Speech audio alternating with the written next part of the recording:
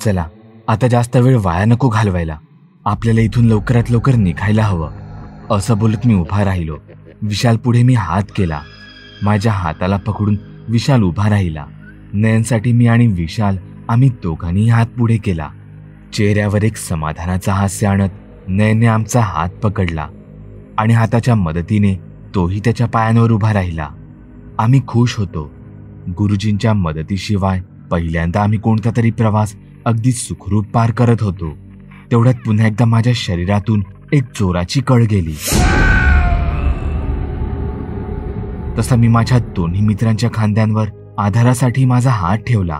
माझ्या हाताचा स्पर्श विशालला होताच त्याला कसली तरी जाणीव झाली. काहीतरी भयानक होतं.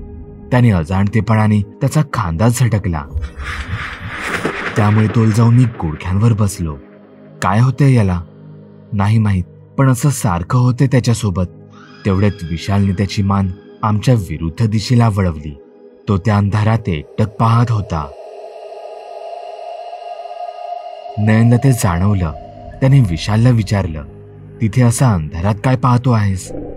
तरीही विशाल तसाच शांतच राहिला. पण त्याच्या डोक्यावर आठ्या आल्या होत्या. त्याने त्याचे डोळे बारीक केले होते.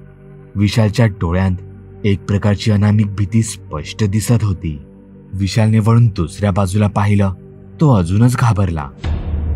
तो एक एक करून त्याच्या चारही दिशांना पाहू लागला. विशाल रडकुंडीला आला. नयनने पुन्हा एकदा विचारले, काय रे, असा का घाबराघुबरा झालास? विशाल नयनकडे रडव्या डोळ्यांनी पाहतच राहिला. नयनला तर समजतच नव्हतं विशाल असा का करतोय ते. अंधारात नयनला तर काहीच दिसत नव्हतं. नयन विशालच्या डोळ्यांकडे पाहत असताना विशालच्या पाठी त्याला काहीतरी हालचाल जाणवली. त्याने पाहिलं तर काही भयानक आकृत्या अंधारातून बाहेर येत होत्या.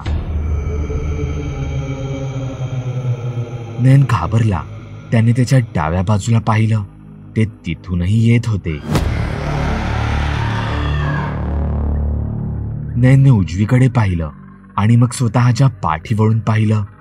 ते तर चारही बाजूनी येत होते. विशेष म्हणजे ते शेकडोंच्या संख्येने होते. इथे मी स्वतःला सावरत होतो. मी समोर पाहिलं. डोकं समोरच ठेवून खोबणीतील बुबुळे एकदा डावीकडे तर एकदा उजवीकडे वळवत होतो.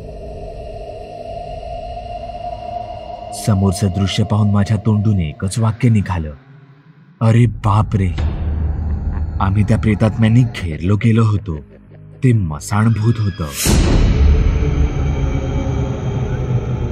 एक असं भूत जे घनदाट जंगल, दोन नद्यांच्या संगमाजवळ आणि सगळ्यात जास्त करून स्मशानाजवळ आढळून येतात. अतृप्त इच्छेमुळे ज्यांचे आत्मे स्मशानात किंवा अशा जागी भटकत राहतात त्यांना मसान किंवा मसाणभूत म्हणतात. ही भूतं फार भयानक मानली जातात. तांत्रिक साधनेद्वारे यांतील काहींना वशमध्येही केलं जातं, पण त्यासाठी भयानक विधी आणि मानवी बळी दिला जातो. मानवी रक्ताचे भुकेले हे मसाण फार भयानक असतात. डोंगर भागात जसं की उत्तराखंड, नेपाळ यांमध्ये लोकांना जेव्हा भूत लागल्याचं बोललं जातं तेव्हा बहुतेकदा ते मसाणभूत असतं. त्या गावात नक्कीच काहीतरी दुर्घटना घडली होती, ज्यामुळे तिथली सर्व घरं आगीत जळून राख झाली होती. तिथल्या लोकांचा त्या घरांमध्येच तडफडून भयानक मृत्यू झाला होता आणि त्यामुळे ते गाव नुसतं खंडर नाही तर स्मशान बनलं होतं.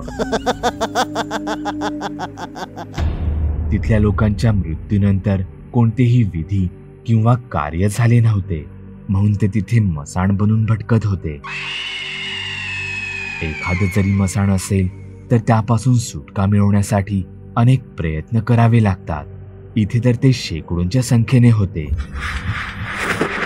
आम्ही तिघेही एकमेकांना खिळून उभे होतो.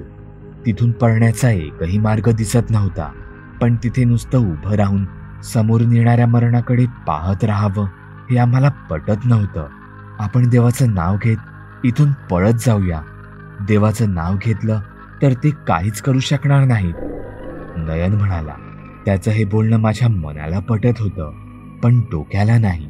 पण मग यावर दुसरा कोणताच पर्यायी मार्ग माझ्याकडे नव्हता. मला विचार करायला वेळच मिळाला नाही. तोच नयन तिथून धावू लागला. नयनला असं पळताना पाहून त्यांतीलच एका मसाणभूताने एका घराच्या खिडकीचा गज ओढून काढला. त्याची सळी काढून त्याने ती पळणाऱ्या नयनवर भिरकावली. नयन पळत असतानाच ती सळी त्याच्या पाठीतून पोटातून आरपार बाहेर आली.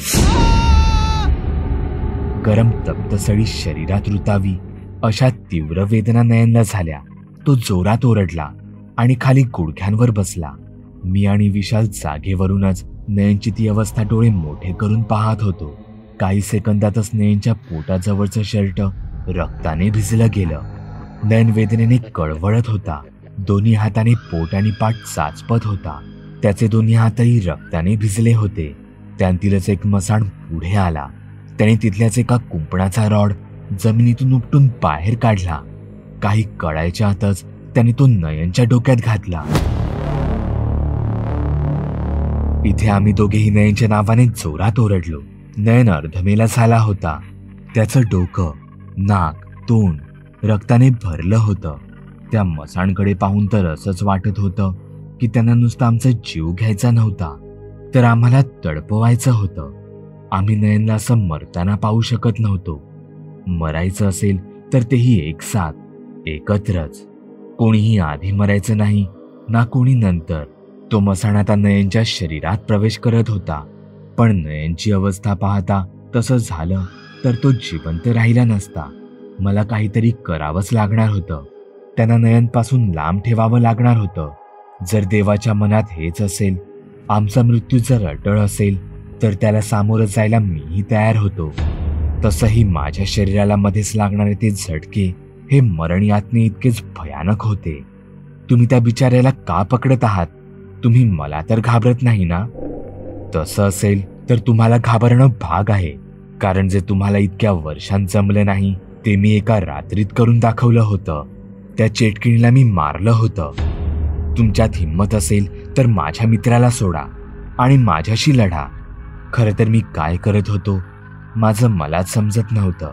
पण आता तरी माझ्याकडे एकच लक्ष होतं. नयनचं मरण कसंही करून मला लांबवायचं होतं. तितक्यातच त्यांमधून एक मुलगी बाहेर आली.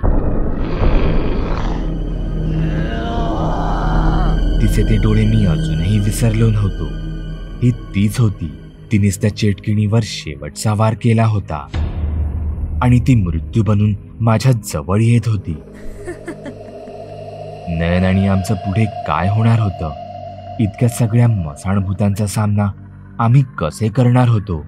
की हाच होता आमच्या सर्व प्रवासांचा करुण अंत? पाहायला विसरू नका या प्रवासाचा शेवटचा भाग.